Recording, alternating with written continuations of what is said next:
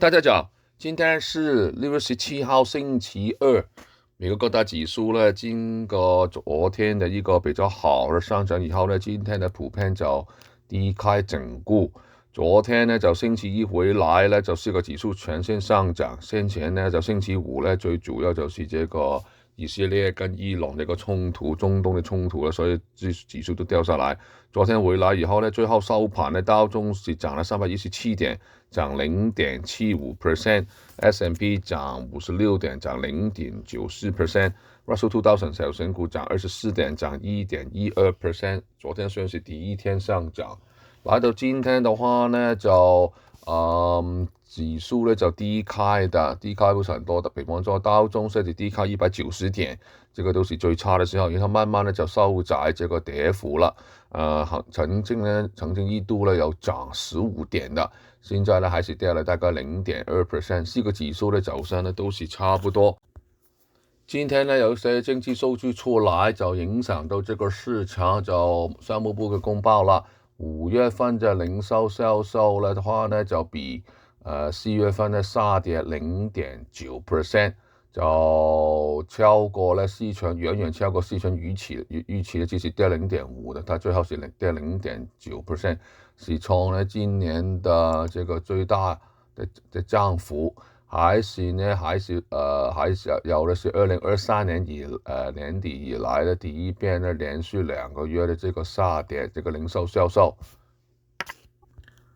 看這個數據裏邊的話呢，13個零售這個類別裏邊的話呢，有7個類別呢是下跌的，其中呢就跟汽車有關的下跌的比較厲害，3.5%。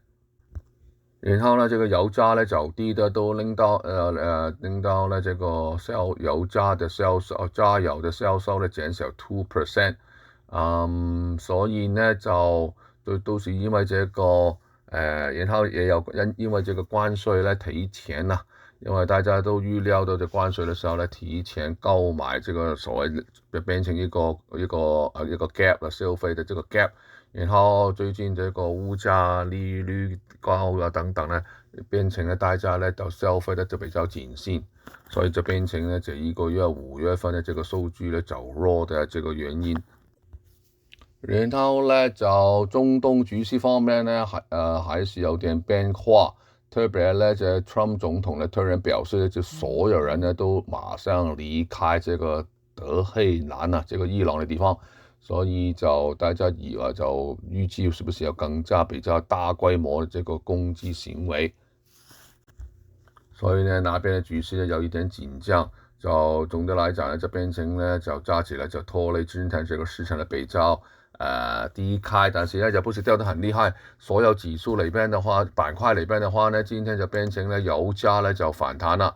油價是表現是最主要就是這個中東問題，所以變成油價呢就今天漲起來。比方說呢就石油股啊 ，Chevron 代號 CVX， 今天呢還可以漲1.87%，報148.7毛8。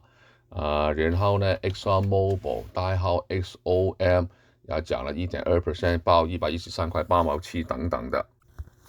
10年公債利率呢，今天就報4.421跌0.03，就說明應該就是一個板塊的轉換，股票呢就低走的時候呢，就投資者就買進多一點的這個10年公債。